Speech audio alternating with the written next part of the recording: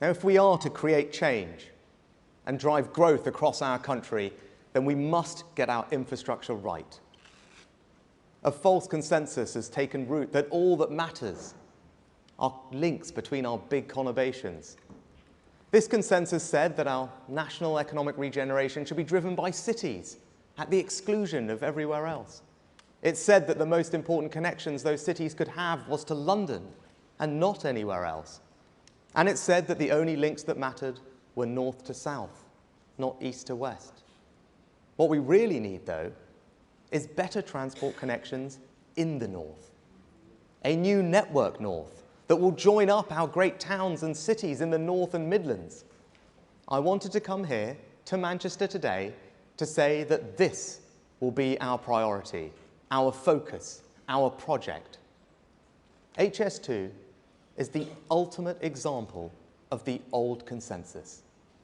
The result is a project whose costs have more than doubled, which has been repeatedly delayed, and it is not scheduled to reach here in Manchester for almost 2 decades, and for which the economic case has massively been weakened with the changes to business travel post-COVID. I say to those who backed the project in the first place, the facts have changed, and the right thing to do when the facts change is to have the courage to change direction.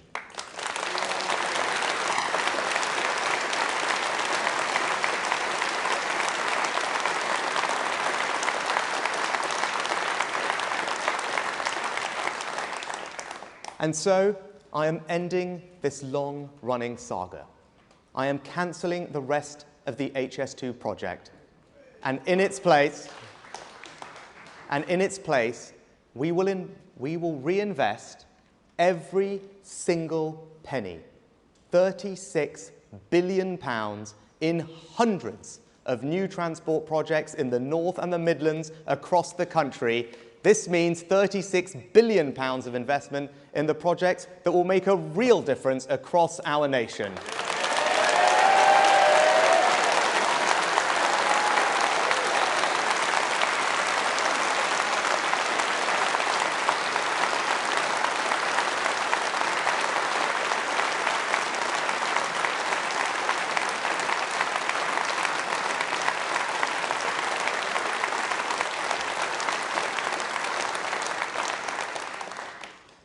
As a result of the decision we are taking today, every region outside of London will receive the same or more government investment than they would have done under HS2, with quicker results. No government has ever developed a more ambitious scheme for northern transport than our new Network North. This is the right way to drive growth and spread opportunity across our country, to level up. With our new Network North, you will be able to get from Manchester to the new station in Bradford in 30 minutes, Sheffield in 42 minutes, and to Hull in 84 minutes on a fully electrified line.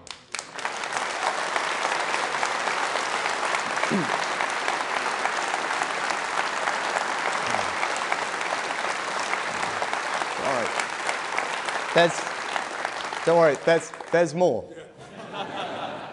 We'll protect the £12 billion to link up Manchester and Liverpool as planned, and we'll engage with local leaders on how best to deliver that scheme. We'll build the Midlands Rail Hub, connecting 50 different stations. We'll help Andy Street extend the West Midlands Metro. We'll build the Leeds Tram. We'll electrify the North Wales Main Line, upgrade the A1, the A2, the A5, the M6.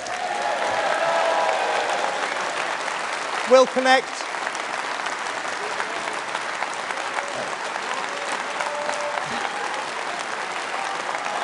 There is more.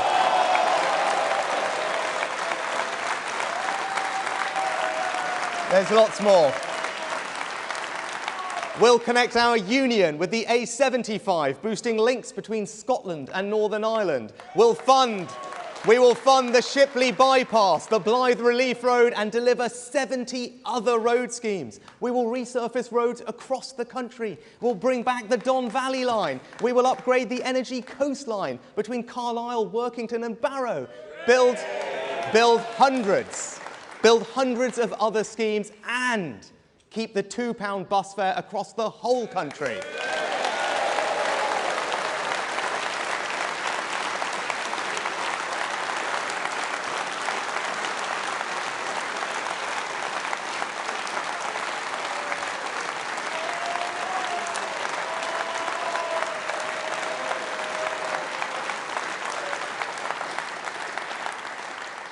I challenge anyone to tell me with a straight face that all of that isn't what the North really needs.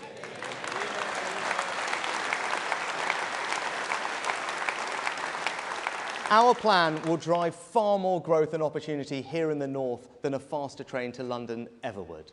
As John Stevenson and Ben Houchen have long argued, East-West links are more important than North-South ones. Now, given how far along construction is, we will complete the line from Birmingham to Euston. And yes, HS2 trains will still run here to Manchester, and journey times will be cut between Manchester, Birmingham and London by 30 minutes. And I say this to Andy Street, a man I have huge admiration and respect for. I know we have different views on HS2, but I also know we can work together to ensure a faster, stronger spine, quicker trains and more capacity between Birmingham and Manchester.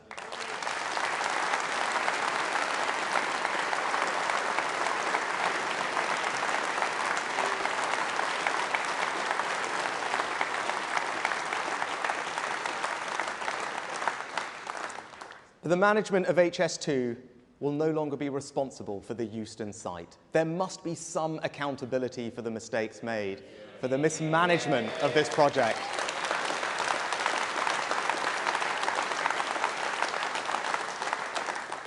We will instead create a new Euston development zone, building thousands of new homes for the next generation of homeowners, new business opportunities, and a station that delivers the capacity we need. And in doing so, for the first time in the life cycle of this project, we will have cut costs.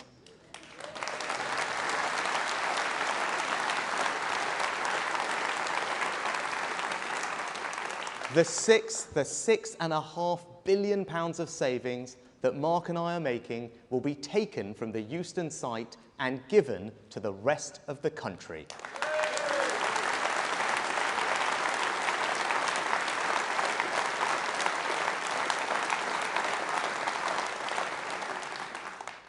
Now, the decision I have made and the stance I am taking will be attacked. They will say that halting it signals a lack of ambition. There will be people I respect, people in our own party, who will oppose it. But there is nothing ambitious about simply pouring more and more money into the wrong project. There is nothing long-term about ignoring your real infrastructure needs so that you can spend an ever larger amount on one grand project. They will say that we have already spent so much on it that it would be embarrassing to stop. That, though, would be an absurd reason to continue, an abdication of leadership. They will say that there is somehow a cross-party consensus on the project. As I have already said, that consensus is wrong. For too long, people in Westminster have invested in the transport they want, not the transport the rest of the country, particularly the North and the Midlands, wants and needs.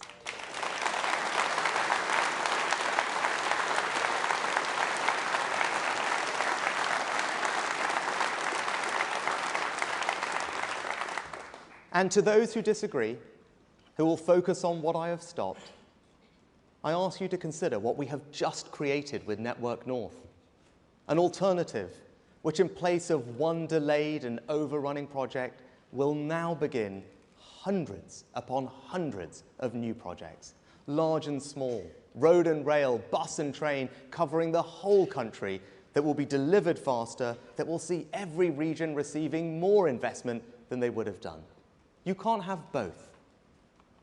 So those who wish to disagree with me, I respect that. But they should have the honesty to admit that they would now be cancelling the hundreds of alternative projects right across the country that people will benefit from instead. Conference, I think our plan is simply a better long-term investment of £36 billion of taxpayers' money.